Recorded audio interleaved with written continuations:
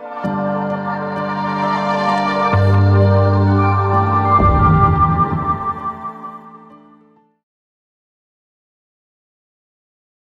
welcome to Be With the Word. I am Dr. Gerry Crete here in Atlanta, Georgia, and I'm joined with my co-host. I'm Dr. Peter Malinowski here in Indianapolis, Indiana. And we're really excited to be with you this week. We are in the 7th Sunday of Ordinary Time, and this is our regular show where we reflect on the Sunday readings, and we give you a perspective that's unique that each of us provides based on our psychological and spiritual understanding of the readings. So we're excited to have you with us. How are you doing today, Dr. Peter? I'm doing great, Gerry. It is good to be with you today, and good to be with all of you in the audience, all of our people. So, I'm in like a really good mood. I'm in a really good mood today. So, me too. Did you know? Well, let me ask you this: did you know that I'm moody? I actually am kind of a moody person. And so that actually comes out in some of the things we'll be talking about today. So. Okay. Well, I think we all can be moody sometimes. I'm a bit of a melancholic, I'm told. But so we can get into it. We're going to be talking about emotions. Well, actually, let's go through just what our takeaway, because we always provide each of us our own individual kind of key theme. Right. And so what is your key theme that you got from the readings? So emotions are morally neutral, but what we do with emotions can be good or bad. Okay. Yeah, we'll flesh that out a little bit. And Gerry, they will intersect with mine, of course. But it's so funny how the different things that emerge for each of us as we explore these things, because mine was the path to holiness is through love. And I know that sounds kind of schmaltzy, but it is deep and profound, and we will discuss. And we will also provide you with some action items, some things, ways to put this into your life, in your everyday life. And we'll give simple things. Yeah, simple, short things that you can do that'll make a difference in your life. Stay with us till the end, and we bring those up at the end. So. Great. All right, so we are going to read you the Sunday readings. And of course, as always, you can skip it if you've read them or don't want to hear them. But please join us. Please continue, because what we have to say, I think, is going to be really interesting today. Mm-hmm. All right, so let's get started. We are about to read from Leviticus. The Lord said to Moses, "Speak to the whole Israelite community and tell them, 'Be holy, for I, the Lord, your God, am holy. You shall not bear hatred for your brother or sister in your heart. Though you may have to reprove your fellow citizen, do not incur sin because of him. Take no revenge and cherish no grudge against any of your people. You shall love your neighbor as yourself. I am the Lord.'" Second reading is from 1 Corinthians and chapter 3. Brothers and sisters, do you not know that you are the temple of God, and that the Spirit of God dwells in you? If anyone destroys God's temple, God will destroy that person. For the temple of God, which you are, is holy. Let no one deceive himself. If anyone among you considers himself wise in this age, let him become a fool so as to become wise. For the wisdom of this world is foolishness in the eyes of God. For it is written, God catches the wise in their own ruses. And again, the Lord knows the thoughts of the wise, that they are vain. So let no one boast about human beings, for everything belongs to you, Paul or Apollos or Cephas, or the world, or life, or death, or the present, or the future. All belong to you, and you to Christ, and Christ to God. And the gospel is from Matthew. Jesus said to his disciples, "You have heard that it was said, 'An eye for an eye and a tooth for a tooth.' But I say to you, offer no resistance to one who is evil. When someone strikes you on your right cheek, turn the other one as well. If anyone wants to go to law with you over your tunic, hand over your cloak as well. Should anyone press you into service for 1 mile, go for 2 miles. Give to the one who asks of you, and do not turn your back on one who wants to borrow. You have heard that it was said, 'You shall love your neighbor and hate your enemy.' But I say to you, love your enemies and pray for those who persecute you, that you may be children of your heavenly Father. For he makes his sun rise on the bad and the good, and causes rain to fall on the just and the unjust. For if you love those who love you, what recompense will you have? Do not tax collectors do the same? And if you greet your brothers only, what is unusual about that? Do not the pagans do the same? So be perfect, just as your heavenly Father is perfect." And there we have it.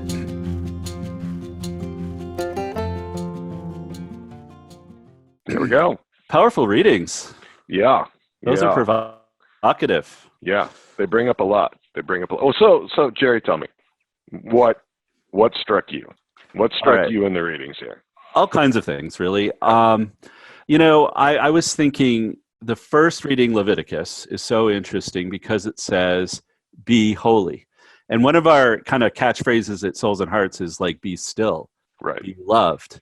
The course on pornography is part of the series of Be True. There's a discernment is be called. But here God says, "Be holy," like straight out. And he says, "I am the Lord.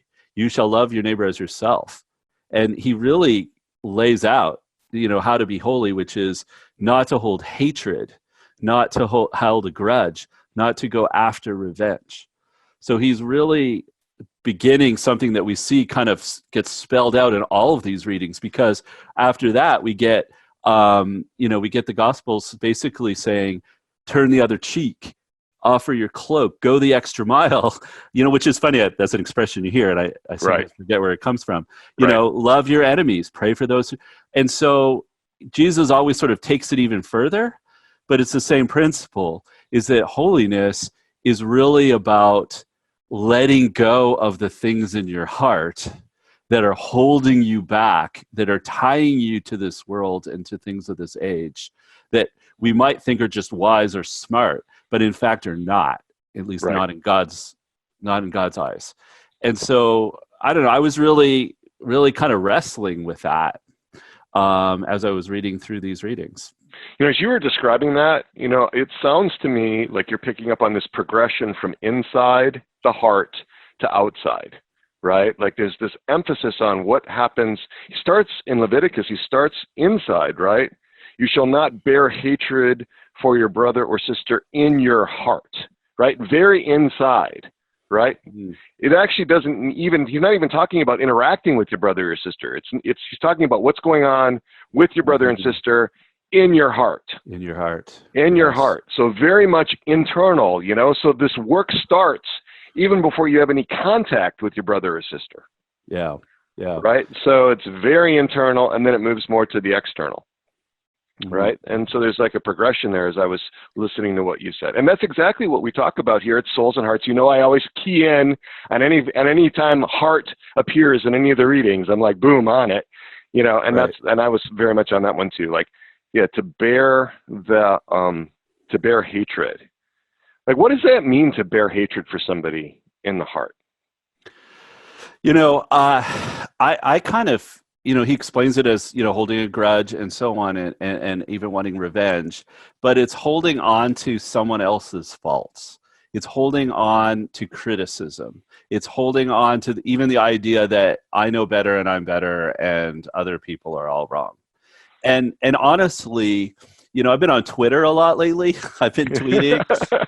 It's been a special kind of, I could say penance, but no, there's been blessings from it too. Actually, I've learned a lot. And I've actually interacted with a lot of interesting people, and I'm learning about the whole Twitter world and the Catholic Twitter world. But what I'm also seeing and trying to avoid is there's just a lot of negativity.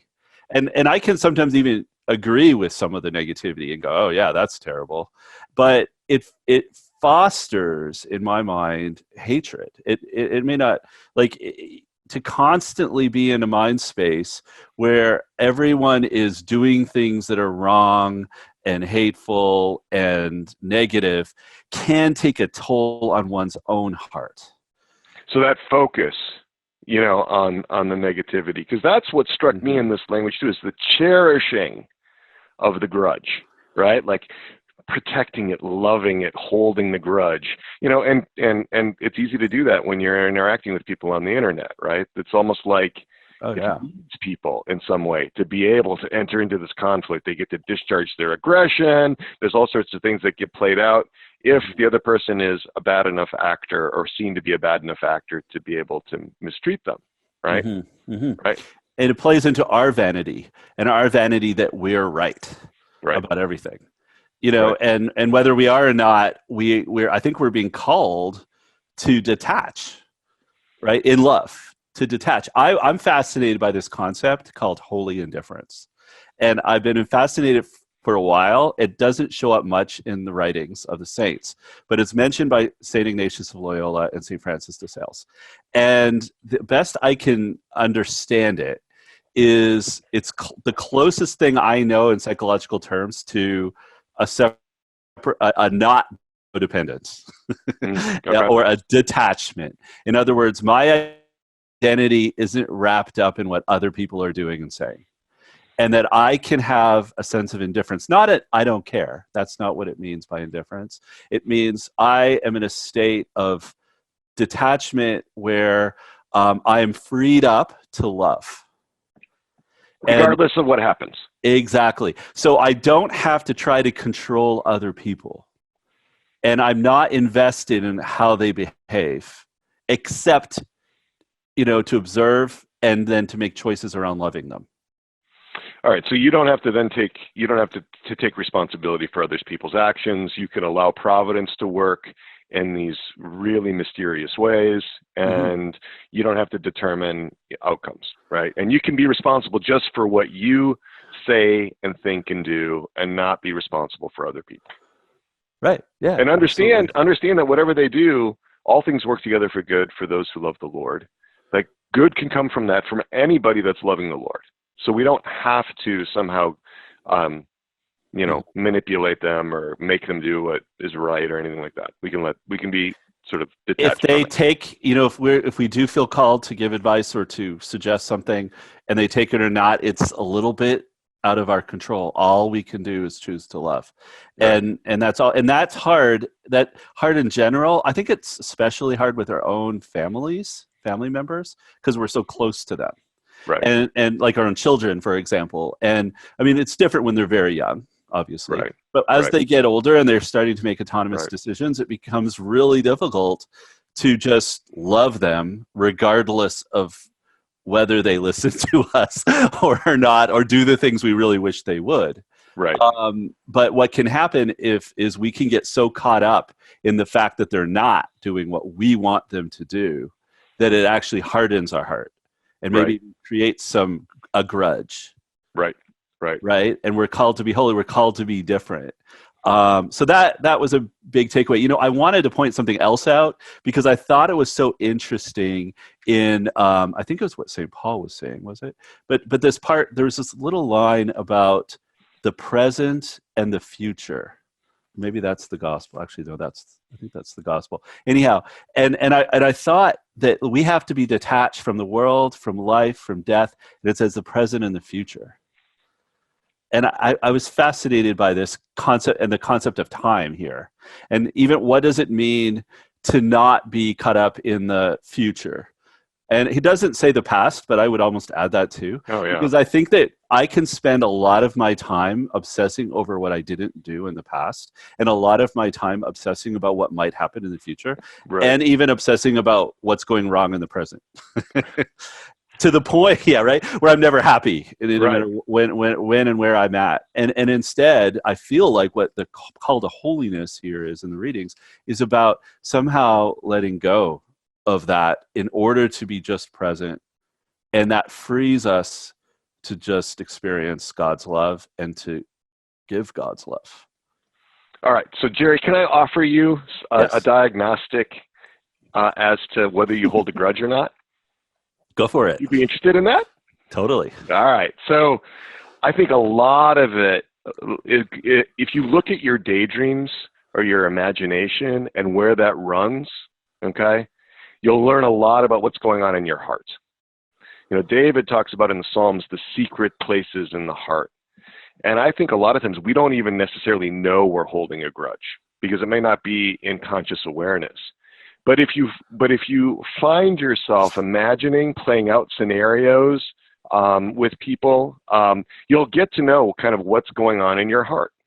And so if you're imagining, some kind of conflict with your sibling, your adult sibling, or some kind of, if you're reliving some situation that you had, some conflict you had with a son or daughter, or if you are, kind of going back over some situation with your boss, and now you found the perfect witty comeback, that sarcastic, biting comment, and you're enjoying kind of the giving it to them, in retrospect, or if you're imagining something in the future, because here's that past and future again, like what you're going to do next time you come up against, that particular, team, and that player on that team who chucked you that elbow in the last basketball game, whatever it is, right? You pay attention to that imagination and where your thoughts go when you're not directing them, deliberately. It'll tell you a lot about what you're cherishing in terms of the grudges or in terms of the bitterness in your heart, and what form that takes and what emotions go with that. Because most of us have a primary emotion that leads us to act out in some way. Could be anger, could be sadness, could be regret, could be jealousy, could be any number of things. But to kind of like notice what happens within you when you are not just directing your thoughts deliberately. Okay. So for me, it's anger. Like I can play out all kinds of scenarios in my mind about anger, which is one of the reasons why I don't allow myself to get on Twitter or to get on to the internet generally, because I can get wrapped up in stuff and get really overheated, especially, in the Catholic conflicts and polarizations that go on. That can really rile me up, and I can lose a sense of recollection about that pretty easily.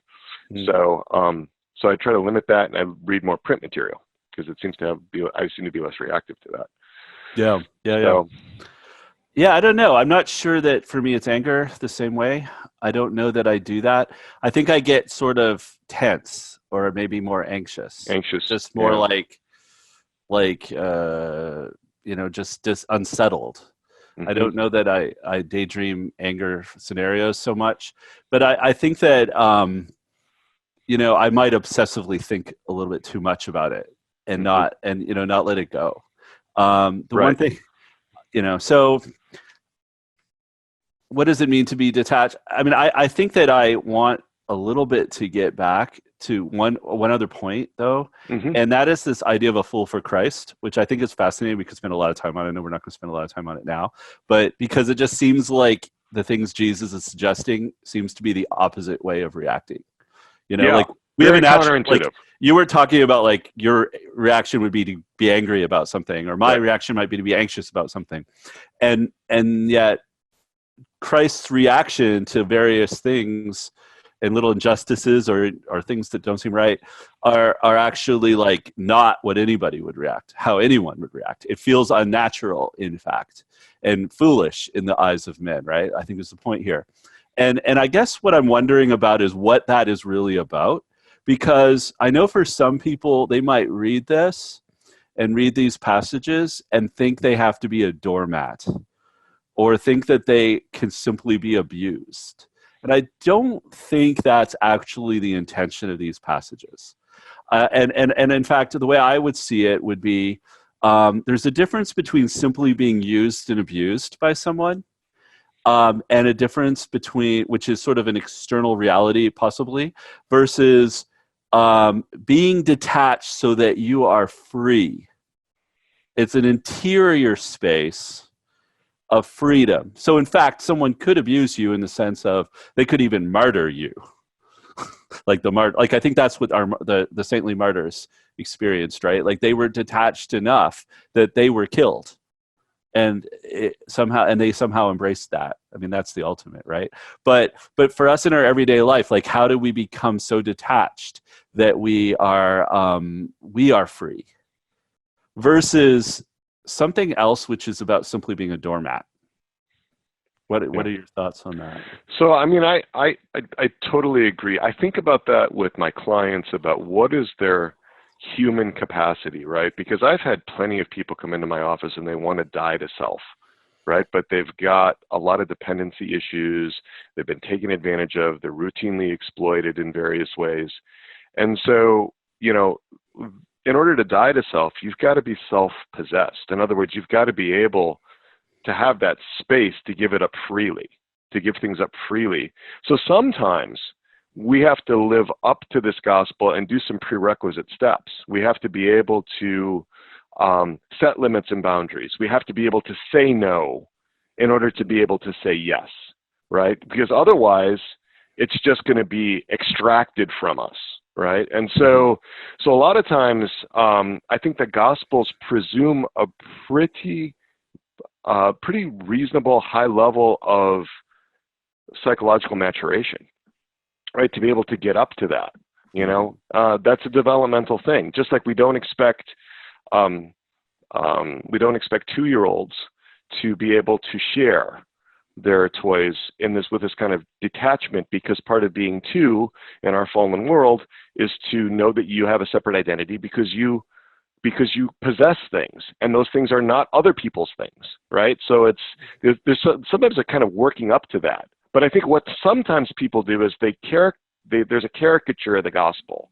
You know, a woman thinks that if she gives in to her husband on anything he wants sexually, she's following the gospel, when some of those things may be morally problematic, right? And certainly could be degrading to her, right? So we really want to think about this in terms of the hierarchy of goods and where people are at and what their capacity to give is. And so I do, invite my clients and to be thinking about, like, what can I give and what am I just not able to? Because sometimes we have to be humble enough to say, I can't imitate a saint in this way right now because I don't have that degree of detachment, right? But how can I move toward it, right? So instead of, like, on the golf course just hitting for a hole in one, sometimes we just got to get out of the sand trap, and back onto the fairway, and because I thought the interesting counterpoint to that, and like your example of the husband asking the wife to do something inappropriate, or even worse, like a husband or wife for that matter, physically abusing a spouse or someone, there are lots of examples we could use. And I think the reading from Corinthians from St. Paul really speaks to that. You are a temple of God. Right. The Spirit dwells in you. So there is a dignity that is unprecedented in us as Christians.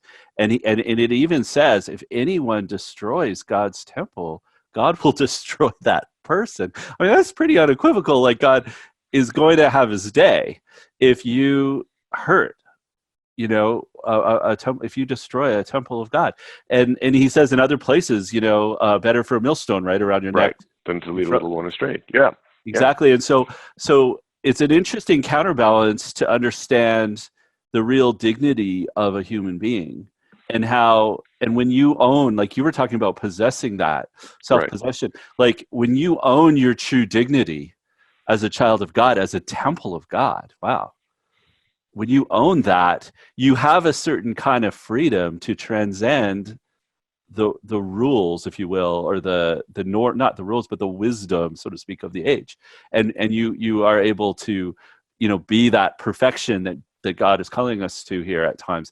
But it's a complex thing, isn't it? It's a difficult thing to know, to navigate in a moment. But clearly, I think we have to own our dignity. Well, and that's one of the litmus tests of whether what you're doing is working or not. Like, does this self-sacrifice that you're doing, like if you walk the extra mile or if you turn the other cheek, does it cause you to lose your identity? Do you lose who you are in that? Or does it enhance and build up your identity, right?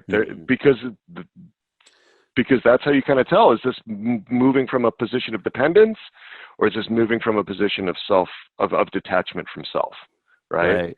And so, if it doesn't mean that doesn't take effort to live the Christian life, but if one comes away from that bitter, and unwilling to sacrifice. I mean, I've had spiritual director tell me, your penances should be for you and not for anyone else, right? Telling me if this fasting is making you bitter at home, right? It's disordered, right? So Right. it's not what we should be doing. So that's one way to see, is it tearing me down? Is it destroying the temple? Right. Or is it, I can't help it. I know I'm thinking of some very, whatever social, what's the word, passive resistance kind of movements. But when I think of people like Gandhi being beaten by the British when they were going down to the mines, or Martin Luther King Jr. being, hit, right. by people. And when that was exposed to the world, the injustice was exposed to the world, caused some real change, right? In terms of, stopping oppressive behavior and stuff like this.